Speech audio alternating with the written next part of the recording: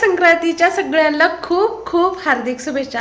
जरी आमच्याकडे मकर संक्रांती नसली तर माझ्याकडून आणि माझ्या परिवाराकडून आपल्या यूट्यूब चॅनलकडून तुम्हा सगळ्यांना मकर संक्रांतीच्या हार्दिक हार्दिक शुभेच्छा। तर आता मस्त अशी सकाळ झालेली आहे। मी सकाळचे सगळे कामं घरातले आवरून घेतले। समर्थ सम्राट आज सुट्टी आहे ना, त्यामुळे फ्रेंडसोबत बाहेर खेळायला गेलेत। आणखीन त्यांच्या आंघोळी बाकी आहेत। आंघोळ करून जर खेळायला पाठवलं तर खूप कपडे घाण करून येतात, डोक्यापासून पायापर्यंत सगळी माती असते। त्यामुळे मी त्यांना तसंच पाठवले। मी माझं स्वतःच आवरलं, घर सगळं स्वच्छ केलं, कपडे जेवढे पडले होते तेवढे धुतले। आता करते, सण आहे ना आज, पुरणपोळी तर नाही, माझ्या समर्थला खरंच खूप आवडते, परत एके दिवशी तर करेनच मी, पण आज त्याला पुरी भाजी सुद्धा खूप आवडते। तर आज माझा बेत आहे पुरी भाजीचा। तर चला आपण पुरी भाजी बनवूया। पुरी भाजीसाठी बटाटे शिजायला घातलेत। इथं आता टोमॅटो, कांदा, कोथिंबीर सगळं काढले। तर हे सगळं मी आता फोडणीची तयारी करते, म्हणजे आले की त्यांना आंघोळीला पाणी द्यायचं आणि गरम गरम लगेच जेवायला। तशी तो कोरभर शेंगाची पोळी खाऊन गेलाय आणि लाडूलीनं दूध पिऊन गेले।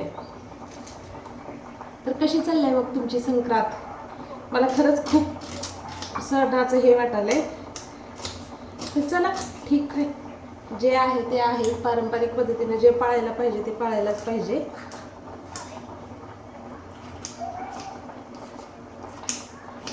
तर तयारी करून घेते मी पावभाजीची, पुरी भाजीची।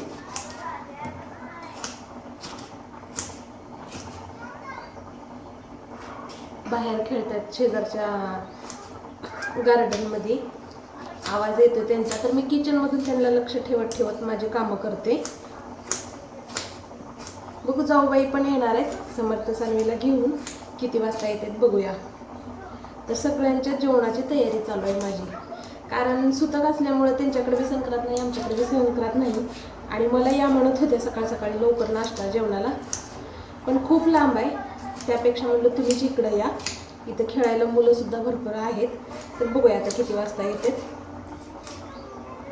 म्हणजे मुलांना छान दिवस जाईल आणि सण नाही, त्यामुळं आम्हालाही थोडासा छान वाटेल दोघीला, त्यासाठी।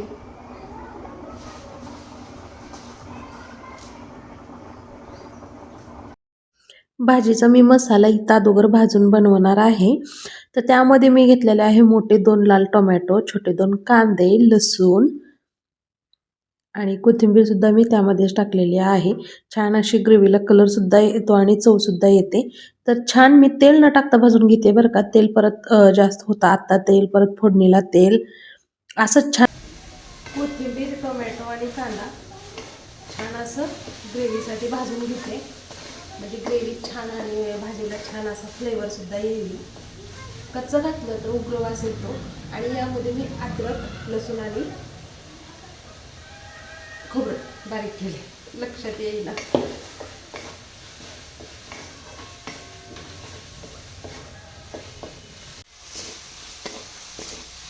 छान असं ग्रेव्हीसाठी भाजून घेते। गरम आहे तोपर्यंतच मी ग्रेव्ही बनवत आहे। तुम्हाला वेळ असेल तर तुम्ही गार करून बनवा। मला खूप घाई गडबड आणि स्वयंपाकाला थोडंसं उशीर झाला होता, म्हणून मी लवकर लवकर करते। समर्थाला भूक लागलेली आहे। खेळून आलेत बरं का,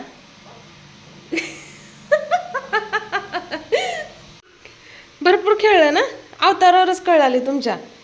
डायरेक्ट बाथरूम मध्ये जायचं, बाहेर यायचंच नाही, कळलं? लाडूला आंघोळ करते ना, आंघोळ करते ना तू? चला खाऊ बनवते, तोपर्यंत आंघोळ करा, पाणी देते। हां, प्यायचं आहे? मुलांची आंघोळ होते तोपर्यंत आपण छान असं पटकन भाजीला फोडणी टाकूया। आणखीन मला पुऱ्या सुद्धा बनवायच्या आहेत बरं का। तर तेल गरम करून घेतलं आणि त्यात जिरे मोहरे टाकले। नेहमी मी सांगते की माझ्या फोडणीला मी जिरे मोहरे टाकते। त्यानंतर आपण जे ग्रेव्ही बनवून घेतली होती ना भाजून, तर हे बघा भाजल्यामुळे त्याचा कलर, ग्रेव्हीचा कलर चेंज झालाय। कच्ची केली असती तर एकदम लाल भडक असं पांढरसर कांदा दिसला असता आणि ते उग्र सुद्धा वास येतो। त्यानंतर खोबरं, लसूण आणि अद्रक ते सुद्धा टाकून घेतलं, हिंग टाकलं, थोडीशी कसुरी मेथी टाकली। या 2 वस्तूमुळे ना आपल्या कुठल्याही भाजीला खूप छान असा फ्लेवर येतो, सेम हॉटेलसारखा। त्यानंतर हे कोथिंबीरीचं मीठ टाकलं, जे की मी 8-10 दिवसापूर्वी बनवून ठेवलं होतं ते। आता टाकूया सुके मसाले, काळं तिखट, लाल तिखट, गरम मसाला, हळद, आणि हे व्यवस्थित ग्रेव्हीमध्ये मिक्स करून घ्यायचं आहे। आणि थोडंसं पाणी टाकलंय मसाला जळू नये म्हणून। तर जे काही टेस्ट असते ना मसाल्यावरतीच असते. आणि हे आता टाकत आहे मी मूग आणि मटकी मोड आलेली माझ्याकडे होती. आणि 2 बटाटे मी एकदम चिरून बारीक करून घेतलेले होते शिजवून ते. आणि मस्त अशी आपली भाजी या ठिकाणी शिजत आहे बघा तुम्ही. माझ्या घरी 2 वस्तू जास्त बनतात. एक पुरी भाजी आणि दुसरी भेळ. आणि हे दोन्ही सुद्धा समर्थला खूप आवडतं म्हणून बाहेरला आम्ही काही खात नाही. बाहेरला काही पार्सल सुद्धा आणत नाही. घरीच बनवत असते मी. आणि अंघोळ करते तोपर्यंत मी गरम गरम पुऱ्या. आणि मीच त्यांना खिडकीतून आवाज दिला होता की जेवण तयार आहे, तुम्ही या आता खेळायचं बस करा. त्यामुळे ते आले होते. मग नाही जर पटकन दिलं तर मग म्हणणार मी चांगलं खेळत होतो, मग मी सुट्टीचं फ्रेंड सोबत तू जेवायला बोलवली आणि तुझं अजून झालंच नाही. त्यामुळे मग मोठी चपाती लाटून घेतली आणि वाटीनं छान अशा पुऱ्या काढून घेतल्या. घाई गडबडीत बघा सगळं हातातून निसटतं हे होतंय. आणि त्यांचा इतका बाथरूममध्ये धिंगाणा चालू ना काही विचारू नका. दोघांचं मिळून दोघं एकमेकाला अंघोळ घालतायत. आणि माझ्या इथं 4-5 पुऱ्या झाल्या म्हणजे एक प्लेट तर त्यांची तयार झाली. चला आता एका पाठोपाठ एक सगळं करून घेते मी. आणि थोड्याशा परत मी लाटून सुद्धा तयार केल्या. लोखंडाची कढई मी कायम कुठलाही पदार्थ असो तळायचा मी लोखंडाची कढईच वापरते. हे बघा पलीकडे भाजी तयार होते, इकडं पुऱ्या तयार होत्या. तर चला गरम गरम मुलांना खायला देऊया.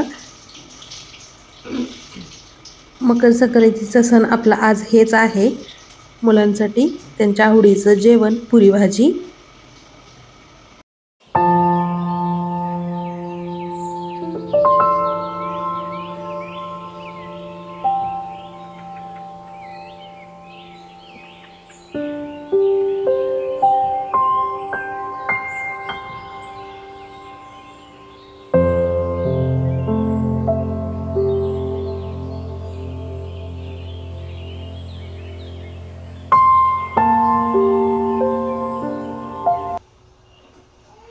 हे चला गरम गरम खावा.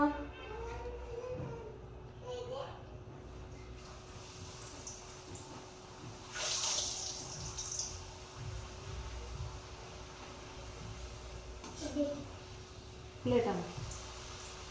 स्टीलचं घे. खाल्लं स्टील. गण नाही का लावला? लावते मी. स्टीलचं घे. हा वाटी नको, प्लेट आण भाजीला.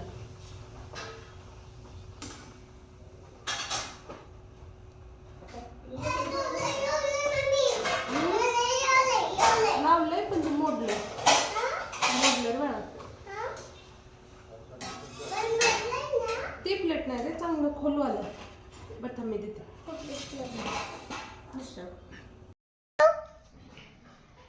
कोणाचं पिल्लू? तुझं पिल्लू कोण आहे? मला कोणच नव्हतं रे माझं पिल्लू म्हणायला, म्हणून मी तुझं पिल्लू आहे का? आता तू म्हण माझं पिल्लू ये. तुझं त्याचा नंबर झाला, आता तू जा की पिल्लू म्हणायला. म्हण ये ग बाय माझं पिल्लू म्हण ये.